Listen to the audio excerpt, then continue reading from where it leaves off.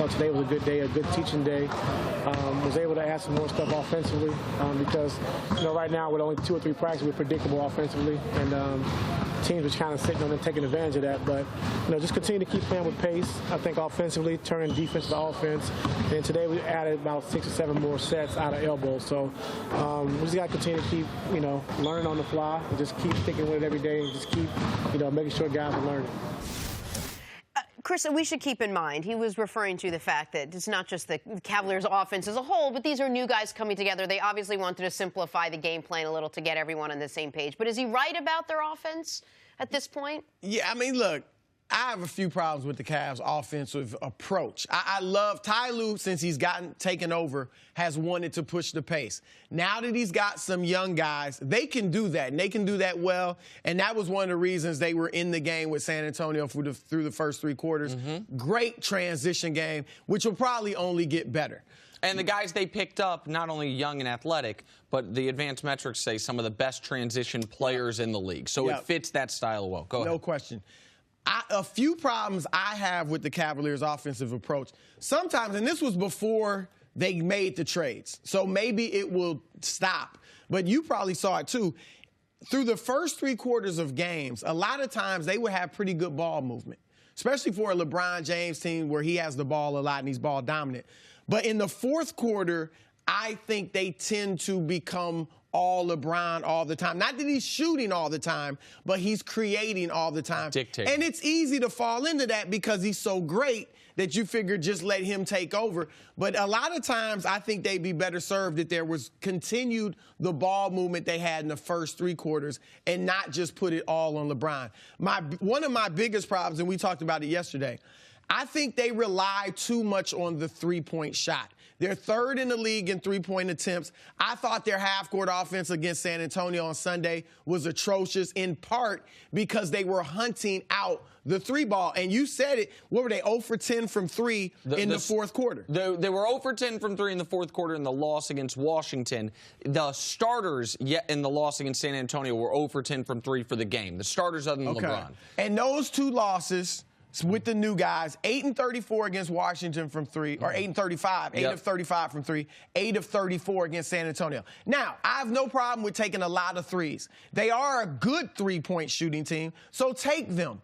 But when the 3 is not falling, I believe they need to go more into the post. And Ty Lue said it after the game Sunday. Go more into the post or drive to the basket. They have guys, obviously LeBron, Jeff Green, Rodney Hood, Jordan Clarkson. They have guys now who don't have to say it's 3-pointer or bust. If I can't hit the 3, I can't do anything. Well, you just touched on it. There's a lineup that I don't think we've seen much at all that would be the opposite of their 3-point-centric lineup that they ended the game with on Sunday.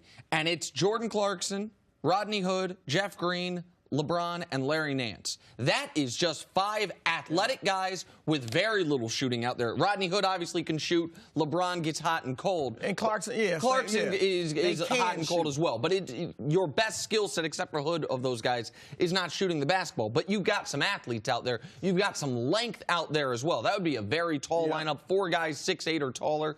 That's a lineup we haven't seen much, if at all, since the trade.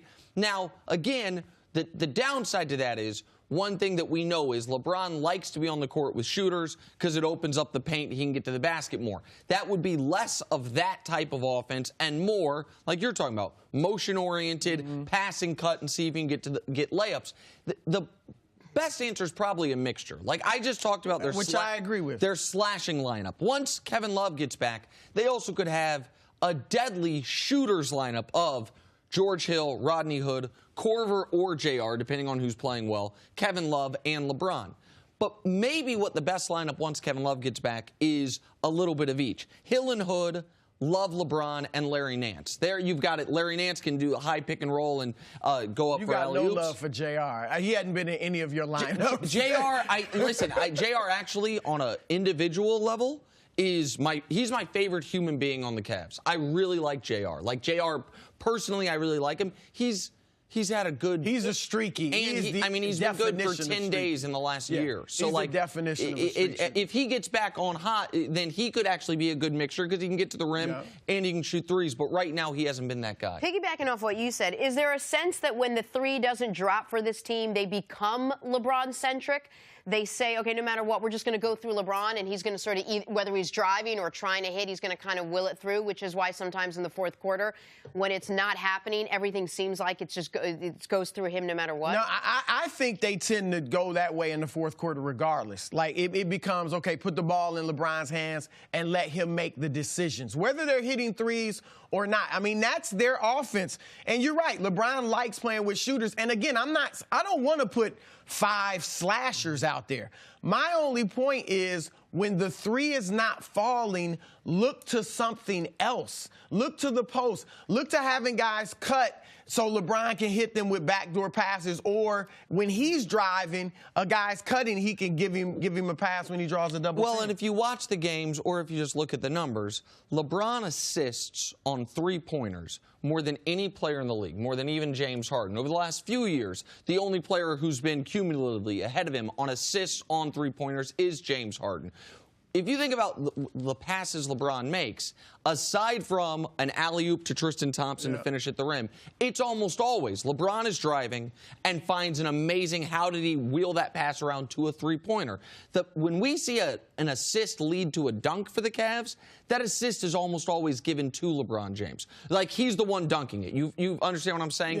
Very rarely do LeBron's assists end in layups because he's the one driving, the defense is collapsing, he's hitting guys for threes. And I think what happened against San Antonio and what happened against Washington was a little chicken and the egg situation.